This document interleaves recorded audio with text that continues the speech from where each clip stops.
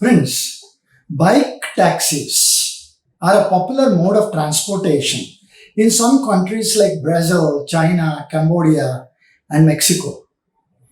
They are popular here too, in some cities and towns. However, in a recent order, the Supreme Court stayed the Delhi High Court's order that allowed bike taxi aggregators such as Rapido, Ola, and Uber to operate without aggregator licenses in the capital city. Earlier, even the governments of Maharashtra and Karnataka banned operations of bike taxis. Be that as it may, friends, in Chennai, women commuters are allowed to book bike taxis driven by women riders, as Chennai Metro Rail Limited and Rapido launched women bike taxi service for last mile connectivity. Bike taxis, friends, is the topic for today, as you may have guessed. Doesn't that uncertainty around bike taxis deserve a study? Technically, bikes are non-transport vehicles with no regulatory framework supporting their commercial exploitation. Currently, their operation is simply illegal. Two-wheelers must be stable in motion when inherently they are not. Their stability and balance in motion is largely due to the skills of the rider.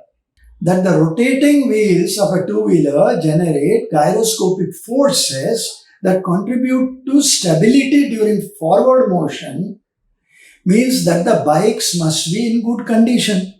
The interaction between the tires and the road surface, size, shape, conditions of tires, weight distribution, they all affect the stability and handling characteristics.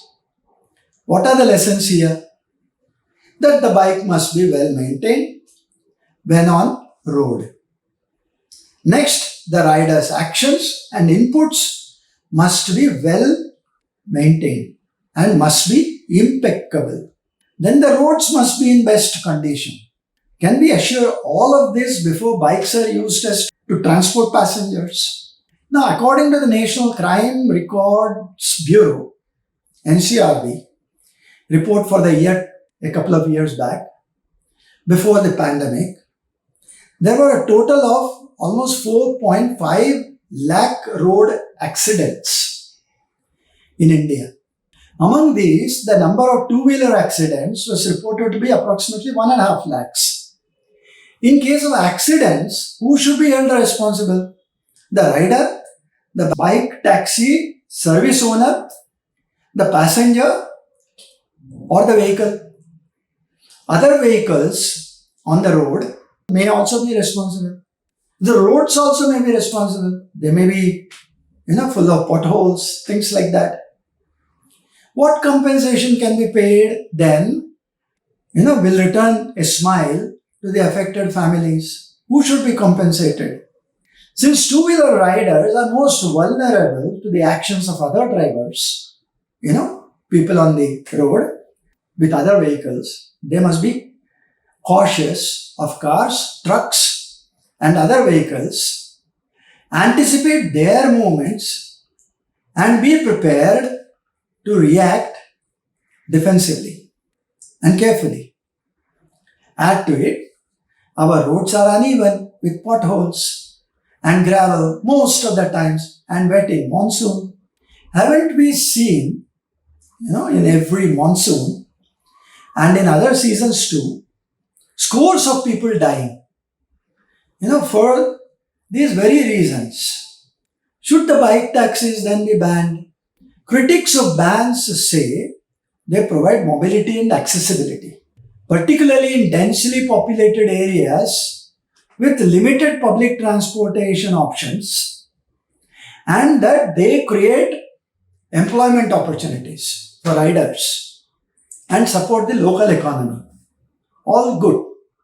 But they have to be weighed against the flip side. Being smaller and more maneuverable than the bigger vehicles, cars, they help alleviate traffic congestion in crowded urban areas. Does the research support such claims? That's an interesting question. Of course, there are risks associated with any mode of transportation, including bike taxis. However, it is important to understand that the risk of bike taxis is the maximum from amongst those on the roads.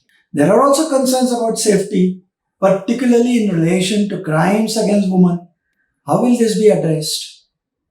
Besides proper training and experience of operating bikes, wearing appropriate safety gear such as helmet, gloves, sturdy footwear, and proactive clothing as necessary.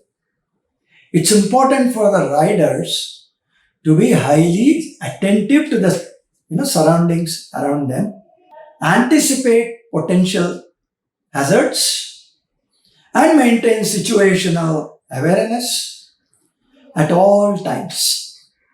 Being mindful of blind spots, following traffic rules, and avoiding distractions are vital for safe riding.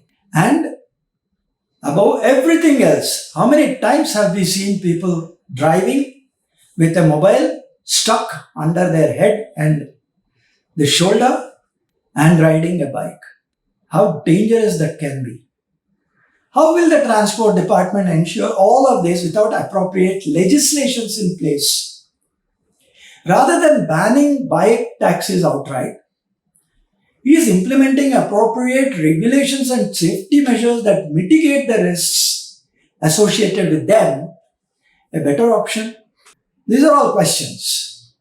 This must include licensing requirements for riders, mandatory safety gear usage, adhering to vehicle maintenance standards, traffic rules, and auditable regular maintenance of the vehicles. It's important to ensure that the bike, its riders, and the passengers have comprehensive insurance coverage.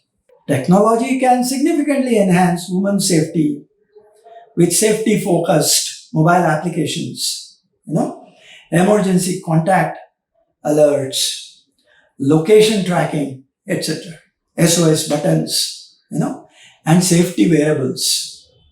Ride-hailing platforms also must implement safety features like driver identification, ride tracking, and emergency assistance buttons.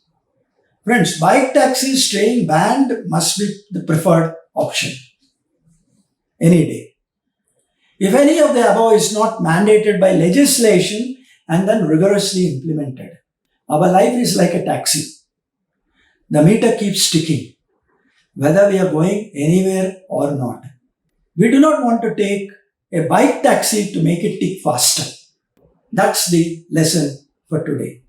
With that, friends, I end today's episode with a promise to be back the next Saturday with another topic that the society would love to hear.